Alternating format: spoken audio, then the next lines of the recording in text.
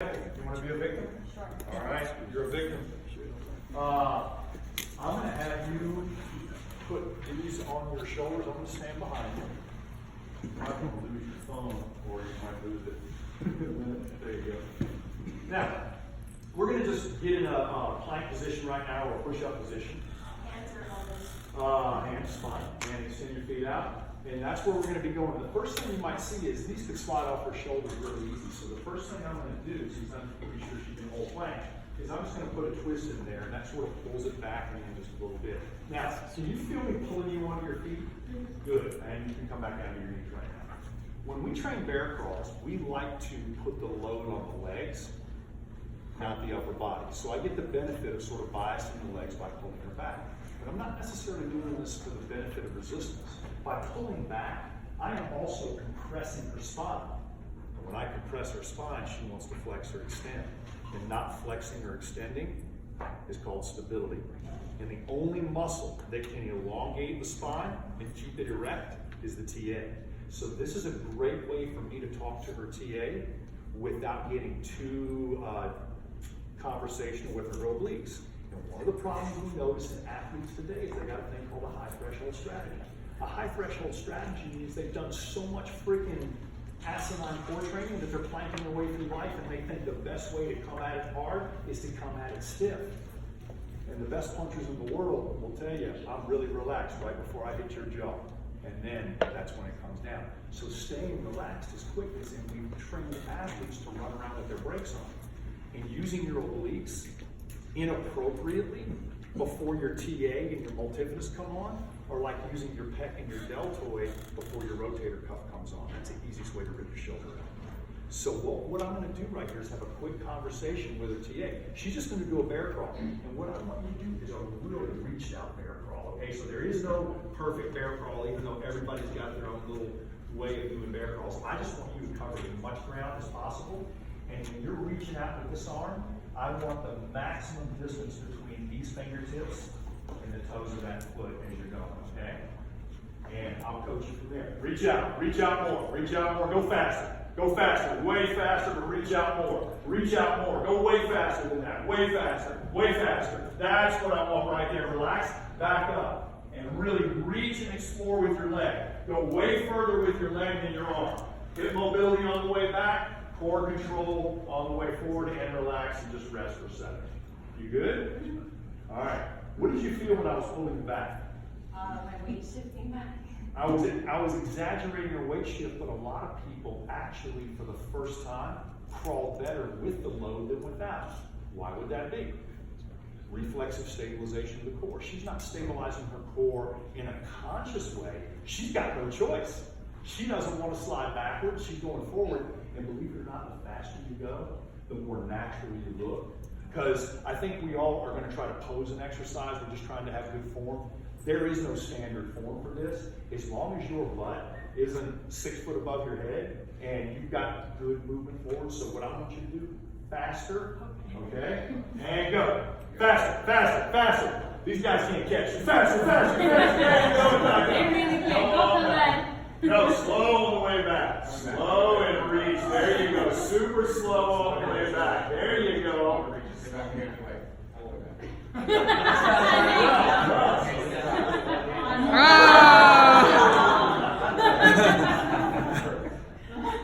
All right, back at it. Now, crawling done with this kind of toe looks a lot more like climbing.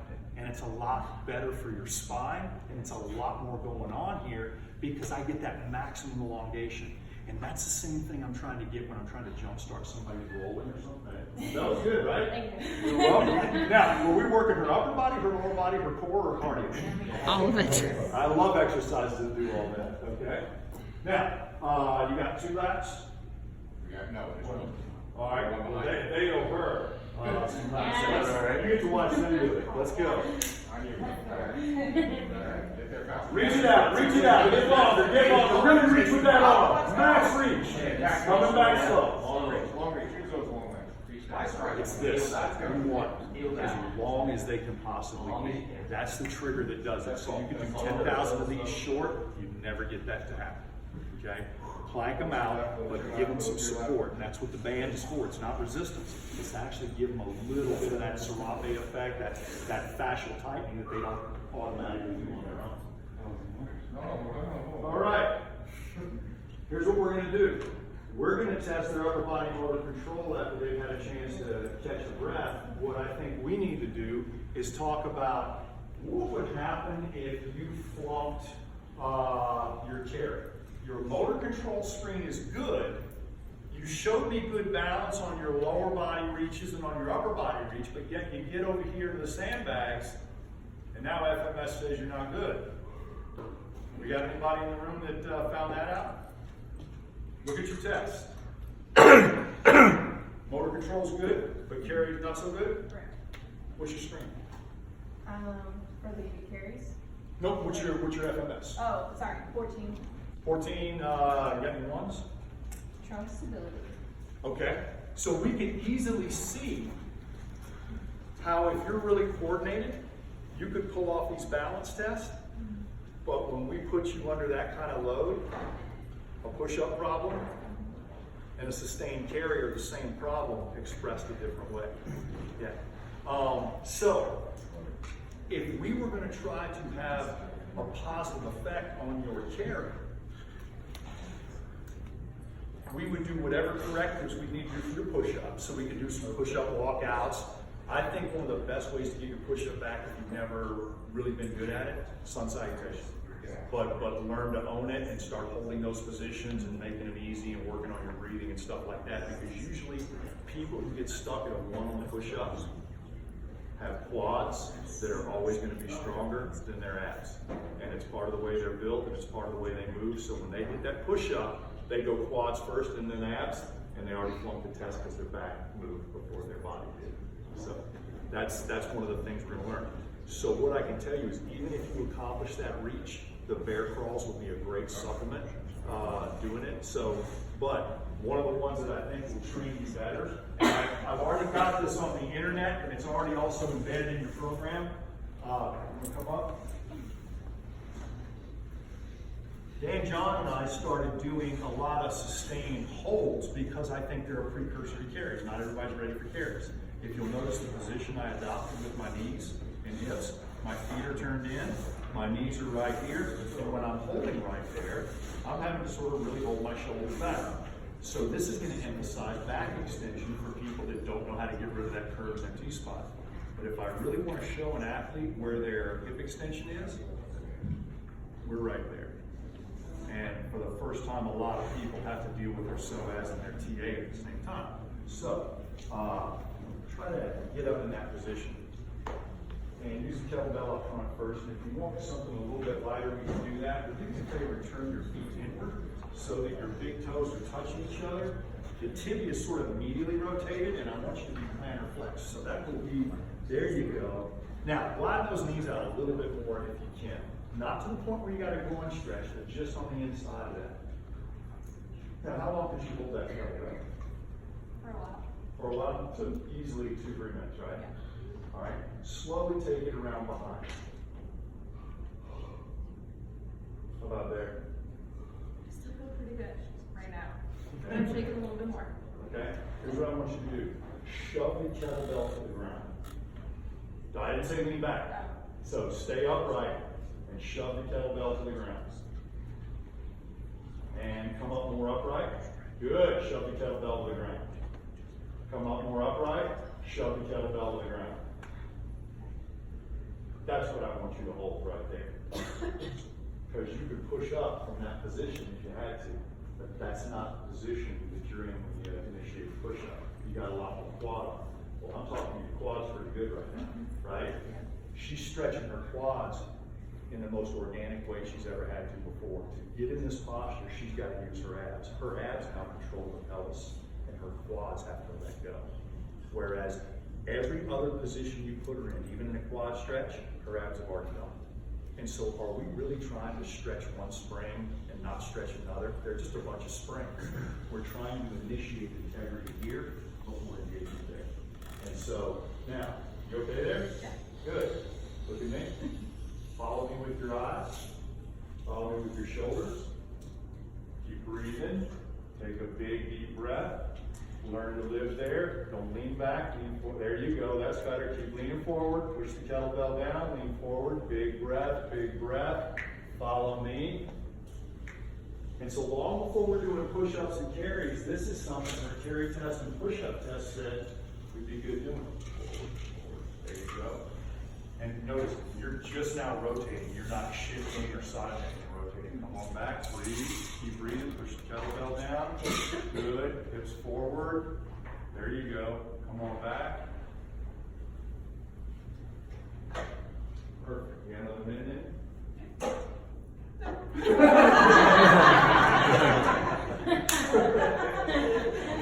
That's a smoke check for some people, and yet just doing that, I'm not going to make you do your carry test because that's the one test that's really hard to get quick feedback on.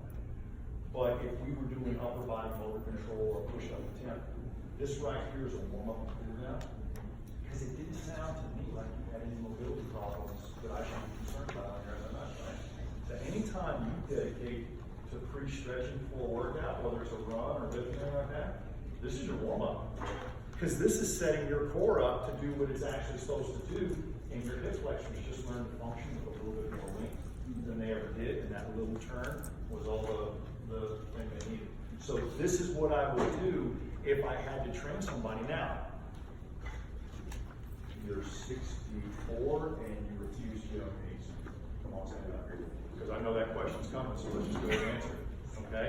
Turn your feet out just like you're going to do a goblet squat. Where's the kettlebell go? Stand there. It'll work itself out. What do you do for the old ones? Well, I got a chair right behind you, just let the kettlebell go. But there are ways we can do this in standing. It is significantly more beneficial in kneeling. So if you can get somebody kneeling, it has 1,000% more impact because they can't compensate with their pronation, their valgus, and anything like that. But if you're good, you can coach the person that's going to have difficulty kneeling. But what I've often found is it's not the kneeling that they can't handle, it's the plantar flexion. So if I've got like a Reebok step with some air pads on it, many people can kneel there and get huge benefit from having that little bit of quad lengthening at the same time they're using their abs. So don't make somebody kneel that doesn't want to, or medically can. But modifying the position a little bit will get a lot more people in a position that'll change. And somebody's fitting yourself, you're trying to work that hard to do that, but it's because you're trying to do everything with your hips and nothing with your trunk. As long as I got the kettlebell here, you can own that. And the minute I came back here, it forced her to extend here, not here. And that, her psoas and abs need a chance to work out that tug of war. But if you set your time today and you're constantly hitting that time and working on your breathing, you got to treat that like a yoga position and breathe your way through it and see how long you get your endurance. And as soon as you can about double your endurance, that's when the carries take over. We're going to show you some carry tests. So the very first test we do is a bottom up, okay? But the bottom up is not the way we carry during a light, what I call a light carry. This simply sets the weight you're going to do. So I want to see you bottom up the kettlebell statically. I want to see you be able to walk with that, okay? I'd like to see you be able to front squat with that, and I'd like to see you press it over your head without losing it. And if you lose it, drop to a smaller kettlebell. So that's going to have a lot of big guys in here. Like today, if my wrist is all shot up or beat up, I'm probably going to do it with a 12, not a 16. Eat a slice of humble pie, carry what you can. But what I want you guys to realize is I get a lot more neurological information from you with the bottom-up kettlebell because it's not about your grip strength, it's about your proprioception, the way you balance that thing. So if you're really good on one side and this is your weak side, you've got to basically pick the kettlebell on your weak side. But we're going to basically, at the end of today, do what we call a 6-position carry. A 6-position carry is walking as long as you can right there so you get some fatigue. But before you start looking ugly, you come down to a front rack position and you continue walking. Once you get tired here, you come down to a suitcase position, you continue walking. And once you feel like this hand is going to fall off, you take it across your body and back up. You got a 10-minute walk ahead of you, but you get to organize how you're going to carry the kettlebell, you just can't set it down. And it's not a smoke check in one position, and yet a lot of people always try to go as long as they can in one position. distribute the load across 6 unique positions and keep walking and keep breathing. That's the whole point of it. But a lot of people learn to reorganize their posture with a little bit of load. There's another thing that happens biomechanically. Anatomically, my center of mass is at S2. When a kettlebell's right here, it's not. It's up and over. That's my center of mass. So I gotta work that out. I got a different abdominal load here than here. I got different spinal rotation. I got a lot of stuff going on. This is a different load. That's a different load. That's a different load. So it's a real quick way to get your entire postural map split up and do that. So, we have got kettlebells ready. I think we're going to finish the day doing the 6 position carry, but we've got them all set up. So, first order of business, because we're doing this in order. If we had a carry problem that was appropriate for some of the taller half kneeling holds, because you can do it in tall and half kneeling, that's where I would start. The minute you doubled your endurance here, we'd start doing the carry, which is probably going to have some positive effects on your endurance or something like that. So, okay. I'd be interested to see just a couple of days doing that when it gets you on the push-up. That'd be a good indicator for going in the right direction. Quicker indicator than carry. Okay. Upper body motor control. We retest anybody? We did. What we got? Right here. I went from 55 to 58 on one side and 55 to 60 on the other. Okay. 56 to 59 and 58 to 62. Okay. 85 to 87 and 91 to 88. That sort of, yeah, we see that a lot when we see somebody who's like a 1-3 lunge and they do a corrective and they become a 2-2. It's like their whole body was torqued in one direction. Performance shouldn't change that quick. And yet we do a simple little sampling like a bear crawl or a balance beam and motor control changes. I already told you, probably only for a half hour. But what if we put your next workout on top of that core as opposed to the one you're getting ready to start with? There's a compounding effect of starting every workout a little more lined up than you were that has a great effect. I'm also a big advocate of hitting your corrective as your cool down to see how necessary it is. Because if you smoke check yourself in your workout, you'll need your corrective again. And if you feel like, oh, this is a piece of cake, then your body accepted the load. So that's a great way to do it. Yeah. Would you use any of these self-limiting exercises for a warm-up before competition? Not if you're self-critical. Because self-limiting exercises are set up just to make you slow down and think. So right before competition, I wouldn't do anything to hurt your confidence. I'd be doing that a couple of weeks before competition, but I'd want you to be in your happy place right before that. Well, I guess I understand that. I'm just seeing what But if you're the kind of person who likes to know all the gauges are checked, yeah. then that's exactly what I tell you to do. But if they're not all checked, are you going to freak out? Or are you? That's the thing. So So potentially it could easily be something. But I would like to think that unless competition were imposed on us, and we couldn't call it, I would like you needing to do last minute prep unless it was just for confidence. I like to everybody that. But yeah, I got no problem with it. If you think it's giving you feedback, if you've got time to do something about it, or get feedback, or you got time to do nothing about it, just hurt your confidence. One thing on the jump rope, the down. Yeah. Wrestling, two things of wrestling.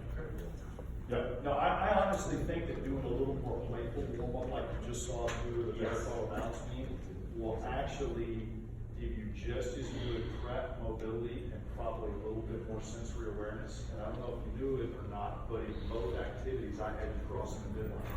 Well, between the right and left hemisphere, that's a connection in kinesthetic people that needs to happen a lot more than it does. And if you think about how many exercise forms we have now that don't cross the midline, that's a lot of neural negotiation that doesn't go on. So that's my design, that crossing the midline's in there.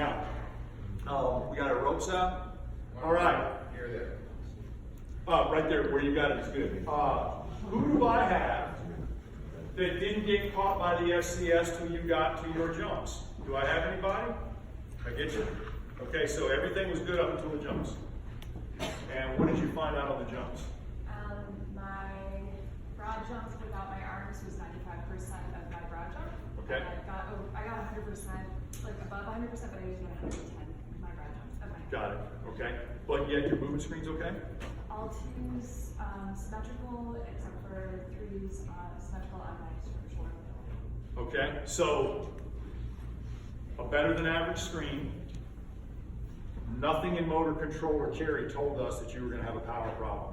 And yet you got all the way through the screen, all the way through a plank that a lot of strong people didn't get through, all the way through single leg stance, and all the way through a carry, and you didn't have a problem. Okay, that's beautiful, because that means the test is doing something, and she had us all fooled right up until there. And yet, as athletic as she has appeared right up to this point, when she goes to express her power, it's almost like she's not even getting any benefit from her upper body. Now, we could make a quick knee-jerk reaction and say that's upper body weakness, or we could say maybe that's a strong upper body and strong lower body that has a core that works really well slow, but doesn't know what to do when you got to get after it fast. Because you can organize yourself in the carry, and you've organized yourself in all these ground-based movements, and yet when we start going faster than gravity, it got disorganized. Which she could be the one that's perfectly set up for a field and court sport and blow your knee just because you're not stable going into a power move. So what can we do right away to juice her power? By the way, do I have anybody else in this situation? I'd like to have at least a couple of examples if we do. So is that you two? All right. Total jump, or is it left, right, or what caught you in the jump? Yes. All the above. Wonderful. All right, I got two people, and I need to pick your brain right now. What would be an exercise that we could do on them right now that may actually have the same tangible benefits of the things we just did for balance and the things we did for upper body? These are the kind of differences I want to see in a single day, because that's the central nervous system saying, that activity reorganized me, I will express better for 30 minutes, and if you want me to do it again, give me some more of that good thing, okay? I want something that will do that for them. And one of the knee-jerk reactions, I had to go stupid strength coach thinking, Greg, is, oh, I got people that are having jump problems. I wonder what kind of jump exercises I can give them. They can't jump well. More jumping will help them learn how to not do it well more often. And we're well often, not well often. Okay? So, I started thinking, I'm going to let you keep your feet planted to the ground and simulate the wave of a jump, giving you the security of your stance. So, you guys walk with me, everybody else face this way, and let's see if we can get something going here. Let's start with that.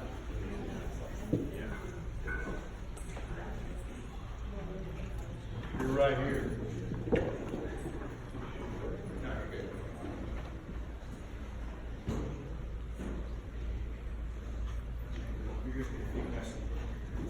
All right, you just have a seat for a second. All right. Now everybody's used the battling ropes, and most of the time it's a smoke check for your biceps, and if you don't puke, you did good, and if you do puke, you did better. That's the way that works, right?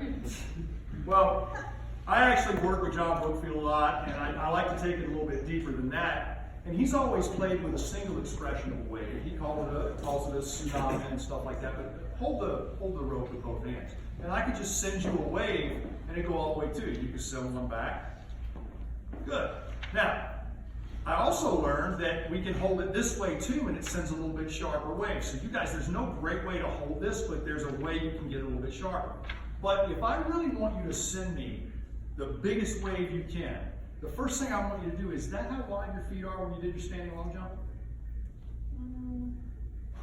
Probably a little bit narrower. Then that's the position I want you in here, okay? So I'm gonna see a lot of people, they're gonna already set up, they're gonna turn this into a day at the gym, right? You're gonna see everybody set up and they're limited. Right? This ain't that, okay?